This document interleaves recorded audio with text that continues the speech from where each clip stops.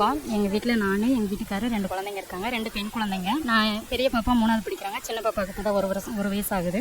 எங்கள் வீட்டுக்காரர் mechanic, 4 wheeler mechanic. அவங்க வந்துட்டு பட்டறையில் ரொம்ப கஷ்டமாக இருக்குது அப்படின்லாம் சொல்லுவாங்க. ஏன்னா அவங்களுக்குமே உடம்புல கொஞ்சம் ப்ராப்ளம் இருக்குது. அது ஆப்ரேஷன் பண்ணணும்லாம் சொல்லிட்டு இருக்காங்க. இன்னும் அவங்க அதுக்கான அமௌண்ட்டில் கொஞ்சம் செலவு அதிகமாகும் அப்படின்றதுனால கொஞ்சம் பண்ணாமல் இருக்கும்.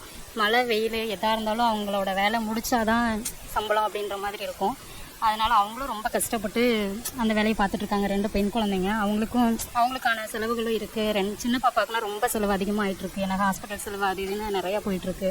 ஸோ அதை நானுமே வீட்டில் தான் ஹவுஸ் ஒய்ஃபு. நானுமே டிசபிலிட்டி பர்சன். என்னாலும் வேறு எந்த வேலைக்கும் போக முடியாது. வீட்டில் தான் இருக்கேன். 2 பாப்பாங்களையும் பார்த்துட்டு வீட்டில் தான் இருக்கேன். இந்த பொருள் வந்துட்டு இப்போ கொடுக்குறது எஸ்பிபிடியில் வந்து இந்த பொருள் கொடுக்குறது எங்களுக்கு ரொம்ப ஒரு உபயோகமாக இருக்குது. சின்ன பாப்பாவுக்குமே ஹெல்த்து கொஞ்சம் கம்மியாக இருக்குது, பிளட்டெல்லாம் கம்மியாக இருக்குது அப்படின்னு சொல்கிறாங்க. அது வந்து இப்போ பெரிய பாப்பாவுக்கும் அதே மாதிரி தான் இருக்குது அப்படின்னு சொல்லியிருக்காங்க ஹாஸ்பிட்டல்லையுமே. இது கொடுக்கறது எங்களுக்கு ரொம்ப ஒரு யூஸ்ஃபுல்லாக இருக்குது. Health thank you.